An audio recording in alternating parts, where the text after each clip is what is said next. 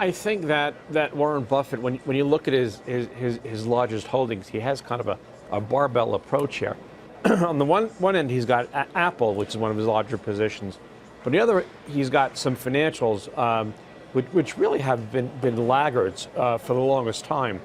Buying back stock, I think, is good because they only bought back really a little bit of stock relative to all the cash they have. But really, when you look at the holdings within Buffett's portfolio, they're benefiting from all of those companies buying back stock. And I think Warren Buffett realizes that. I think right now what Warren Buffett is in a period where he's doing some research. And I'm willing to bet that within the next quarter to two, he's going to buy a $25 to $50 billion company.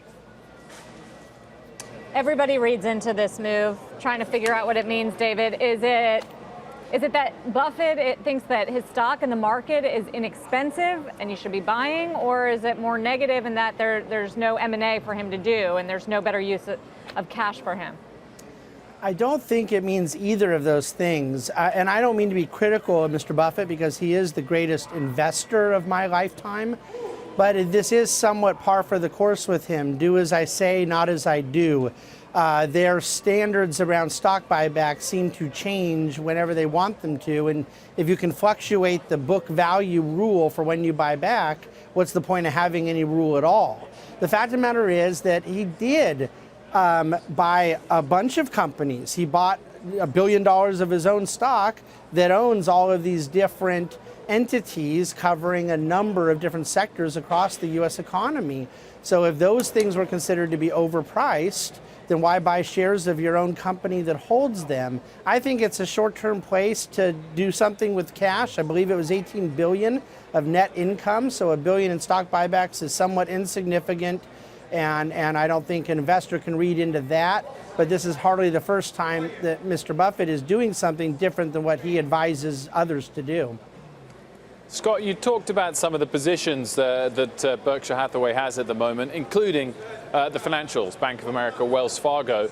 The positions in those banks are so large, it doesn't give Mr. Buffett much flexibility to exit them even if he wanted to. Does that suggest that long term, there aren't that many attractions of buying Berkshire stock these days? It's not like it's a small active fund manager, it's really a conglomerate. And we've seen with the likes of GE that might not be the right place to be these days. Well, to some extent, the Berkshire Hathaway of today is an index fund, whereas the Berkshire Hathaway of 20 years ago really was more of a hedge fund that can look for opportunities. That doesn't mean that Warren Buffett can't look for opportunities. The problem he has is that he is handcuffed by some of these underperforming positions, and the way that he thinks, it made a lot of sense to buy those financials when he did. But now it doesn't make sense to hold those financials. The problem is that he has such large positions that if he begins to sell those positions, the rest of Wall Street will know, and there'll just be a flood to get out of those stocks. So I think really he needs to hold them and accept the dividends that they pay, and then use whatever cash he has to look for other opportunities. And I'd like to see him enter into some fields that he currently isn't in. For instance, I think he should be getting into some defense stocks. He has no positions in defense stocks. Those are stocks that meet many of his criteria. And so let's get away from the financials. Maybe let's get away from some of the food stocks that he really likes. Let's get into some of the areas that are really growing.